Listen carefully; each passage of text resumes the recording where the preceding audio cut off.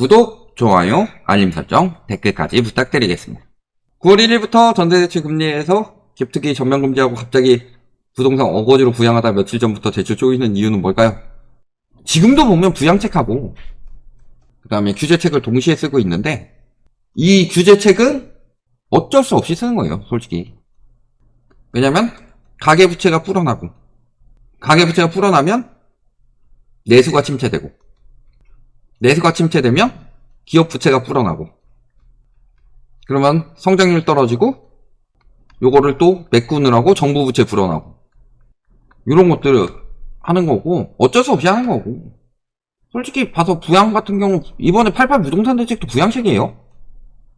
그 전에 916 대책이라든가 뭐 둔촌주공 살리기 뭐 이런 것들 다 부양책만 썼어요. 공급대책 지금 정부에서 나오고 있는 공급대책은 다 부양책이다 솔직히. 왜냐면 공공공급 한다고 그랬는데 실효성 없는 것들 혹은 정확히 어떻게 할 것인지 이렇게 계획성 없는 것들이 위주로 나오고 있고 나오는 대책들 보면 PF 붕괴 받고 있고 분양가 띄우려고 하고 있고 이런 대책들이 계속 뜨고 있는데 지금 정부에서 지금 하고 있는 게 부동산을 잡으면 PF가 무너지고 PF를 안 무너뜨리려면은 가계부채가 무너지고 이렇게 생긴 거예요.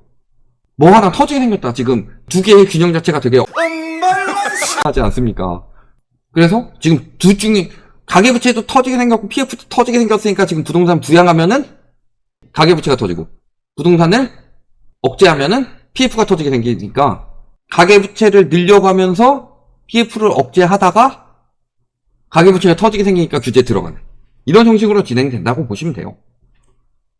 사실 근데 저는 그렇게 생각합니다. 줏대가 어느 정도는 있어야 되지만 금융정책 같은 경우에는 상황에 따라서 줏대가 중요한 게 아니다. 집값이 부양된다고 느껴지면 빨리 돌아섰어야 되는데 사실 이거 너무 늦은 거예요. 그러니까 원래 말씀드렸지만 부동산 정책은 올라가면 규제책 써야 되고 떨어지면 완화책 써야 돼요. 그걸 했던 게 예전 같은 경우는 전두환 정부 같은 경우가 규제책도 쓰고 완화책도 썼어요. 박근혜 정부도 마찬가지고. 박근혜 정부도 막판에 규제책 쓰려다가 되게 약한 걸로 하나 딱 썼는데 그 다음 바로 탄핵당한 거고 그런 거다. 그런 거라서 이어서 이야기하자면 원펜터스가 지금 난리가 났죠. 왜냐면 이게 정부의 부양책 때문에 기대감이 생겼던 거고 그래서 원펜터스 막 20억 번다고 20억 차익이라고 하더니 지금 50가구가 부적격 및 당첨 포기. 그래서 정부의 당첨자 조사 계획이 알려진 뒤 부담을 느낀 일부가 계약을 포기했을 가능성이 거론된다. 빨갛지도 않은 소리 하고 있어. 그러니까 부적격인데 걸릴까봐 포기했다. 이런 식으로 자꾸 또 몰아붙이는 거예요. 저거 걸려가지고 해봤자 뭐 얼마나 나와요. 우리가 저기 수학 시간에 기대값이라고 배웠을 겁니다. 기억하시는 분들은 기억하실 건데 안 먹고 안 본다. 기대값 0. 근데 예를 들어 한 과태료 3천만원 나온다고 해봅시다. 나올 확률 90%. 20억 벌 확률 10%. 그러면 10분의 마이너스 3천 곱하기 9 더하기 20억. 어쨌든 플러스 나오죠. 3천 곱하기 9 해봤자 얼마야. 39, 27. 3억이라고 하더라도 17억. 1.7억의 기대값이 있는데 누가 포기를 하겠냐. 저 대박 로또의 기회인데 과태료 저렇게 때리지도 않고 사실. 그러니까 실질적으로 뭐예요? 무리하게 샀다가 생각해보니 자금이 안 되겠네. 이런 거죠. 왜냐면은 이야기했지만 이미 부적격으로 당첨 취소된 사람들은 걸렸다. 그러면은 나는 안 걸린 거 아니에요. 부적격이 들통이 안 났잖아요. 정부가 조사한다고 하더라도 일단 부적격이 들통이 안 났는데 그래서 보면 178가구 모집에 93,864명이 해서 527.3대 1 그래서 청약 가점 이렇게 높고 막 해가지고 이야기했는데 누가 저걸 포기하겠냐 상식적으로. 왜냐면은 저기에 들어간 사람들은 안전마진이라고 생각하고 들어간 거 아니에요. 집값은 계속 올라간다. 근데 분위기가 좋지 않아서라든지 아니면은 근데 그 분위기가 좋지 않더라도 예를 들어 20억 차익 받는데 한 수익 줄이더라도 한 10억 깎아서 팔아도 내가 10억 버는 거 아니냐. 이렇게 생각할 수도 있는데, 실질적으로 자금 사정이 되게 안 맞춰져서 그런 사람들이 많지.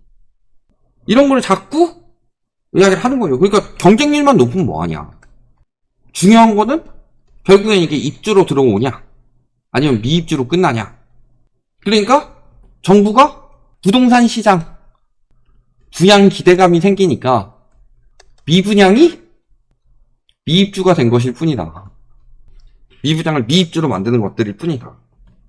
그래서 입주율이 이번에 7월에 조금 올라갔죠. 금리도 내려주고 정책 대출 많이 내주니까. 근데 그 전에 6월까지 떨어지고 있었고, 실질적으로. 그러면 7월에 왜 늘어났냐? 기존 주택이 매각이 되니까. 지금 요즘에 미입주 사회 중에서 1순위는 이겁니다. 세입자 미확보, 실거주 요건 때문에 세입자 확보 안 하는 사람들, 처음부터 안 할 사람들이 많이 받는 것도 있고, 그 다음에 뭐 전세가 계속 올라간다 이런 식으로 부추기니까 그렇고, 여기에 잔금대출 미확보, 정부에서 정책대출 이렇게 풀어주는데, 그러니까 요즘에 계속 문제가 됐던 게 주택매각 지연이에요. 예전엔 요거 3개가 거의 비스무리했는데, 미입주 사유가. 근데 요즘에 많이 팔리니까 입주율이 늘어난 거죠. 7월에 거래가 엄청 늘어났대잖아요. 근데 그 전까지 입주율은 계속 떨어지고 있었고, 실질적으로 앞으로도 미입주가 늘어나는 상황이고, 대출을 쪼이면 입주가 늘어날 수가 없는 상황인 거죠. 근데 어쨌든 미분양 미입주까지 넘어가면은 이게 건설사한테 타격이 되는 거예요. 그러니까 앞으로 이런 식으로 예전에 묻지마 청약이라고 있었죠.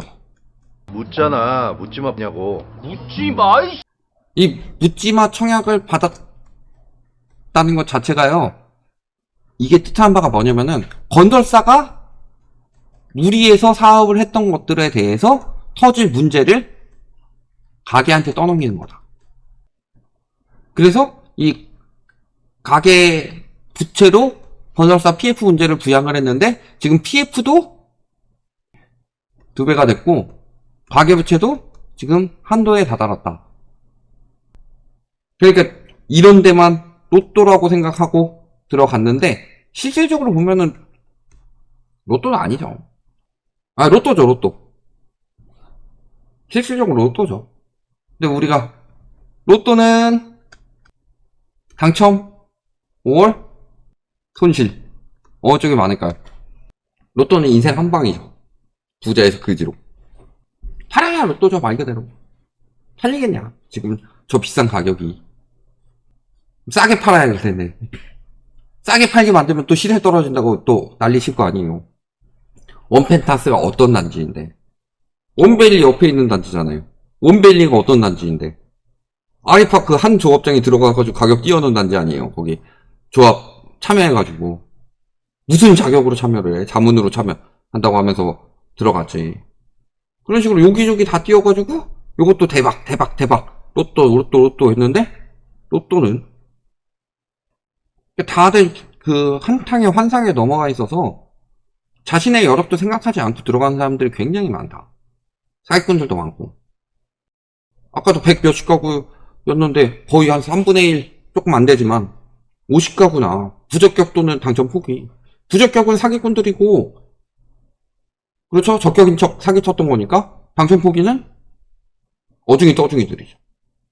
이런 사람들이 여기나 저기나 도구나 카우나 다 들어가니까. 근데 뭐라 그랬어요? 분양시장에 애기 울음소리 들리면은 끝물이라고, 그런 이야기가 있죠.